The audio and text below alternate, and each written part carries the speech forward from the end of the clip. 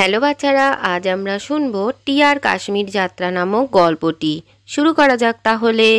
কোনো এক গভীর জঙ্গলের একটি গাছে মিঠু নামে একটি টিয়া বসবাস করত। মিঠু ছোট থেকেই খুবই দুষ্টু প্রকৃতির ছিল। জঙ্গলের অন্য পাখিদের সঙ্গে সে সবসময় বিভিন্ন জায়গা নিয়ে কথা বলতে থাকতো। শোনো তোমরা, আমার বাবা এবারে গরমের ছুটিতে আমাদের নিয়ে কাশ্মীর যাবে বলেছে।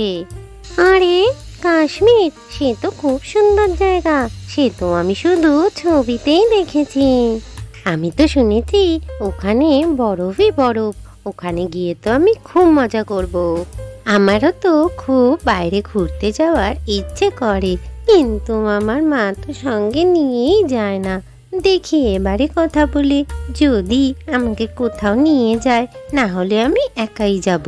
মিঠুর বন্ধুরা যখন কাশ্মীর যাত্রার কথা বলে, মিঠু সেই সমস্ত কথা শুনে সেখান থেকে উড়ে চলে যায়। এরপর থেকেই মিঠু বসে বসে ভাবতে থাকে কি করে সে কাশ্মীর যাবে। তখনই সেখানে মিঠুর মা এসে হাজির হয়।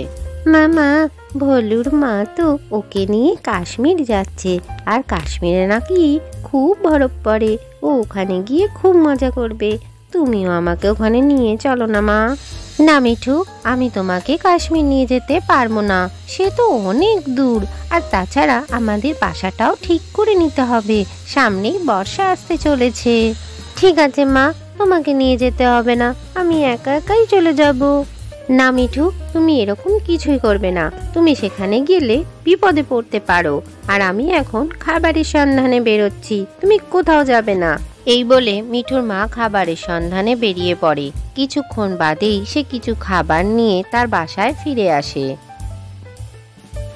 রাত্রেবেলা মিঠুর মা ঘুমিয়ে পড়লে মিঠু জেগেই থাকে, আর সে সেই দানা নিয়ে সেখান থেকে চলে যাব ভাবে। আর কিছুক্ষণের মধ্যেই সে সেই দানা নিয়ে চলেও যায়, আর অনেক দূর উড়তে উড়তে সে এগিয়ে চলে তার কাশ্মীর যাত্রার উদ্দেশ্যে। কিন্তু উড়তে উড়তে সে এতই হাঁপিয়ে পড়ে যে সে একটি গাছের ডালে গিয়ে বসে যায়। উড়তে উড়তে তার খিদেও পায়, সাথে সাথেই তার সাথে রাখা দানা সে খেয়ে ফেলে। এরপর হঠাৎ করেই চারিদিক অন্ধকার হয়ে যায়। এ কি, চারিদিক তো অন্ধকার হয়ে গেল, আর আমার খাবারও তো শেষ হয়ে গেছে, আমি কি করে এবার কাশ্মীর যাব?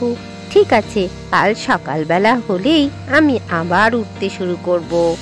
এদিকে রাত কেটে ভোর হয়ে যায়, আর মিঠু সাথে সাথেই ওরা চেষ্টা করতে গিয়ে মাথা ঘুরে মাটিতে পড়ে যায়। এদিকে মিঠুর মা তাকে খুঁজতে সকালবেলায় বেরিয়ে পড়ে, আর চারিদিকেই তাকে খুঁজতে থাকে, কিন্তু কোথাওই তাকে খুঁজে পায় না। হঠাৎ একটি গাছের নিচে সে মিঠুকে পড়ে থাকতে দেখে। তখনই সেখান থেকে মিঠুকে নিয়ে সে ডানায় করে বাসায় ফিরে আসে। আমাকে না বলে কেন গিয়েছিলে মিঠু?